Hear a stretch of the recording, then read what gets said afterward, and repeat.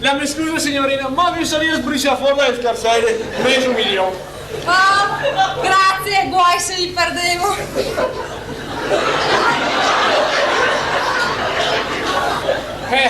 Sì, a me non mai in giro con mezzo milione di scarselle.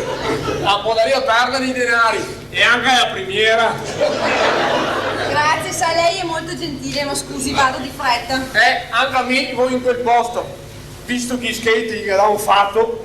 Ma cosa vuol dire? Vuol dire che è il destino che con sti skate vigliacchi, i quali potrei farmi un ponte in bocca, non può sapere neanche un piccerino di graspo, un bianco macchiato, e tenta che non passa un stupido senza mettere fuori la freccia.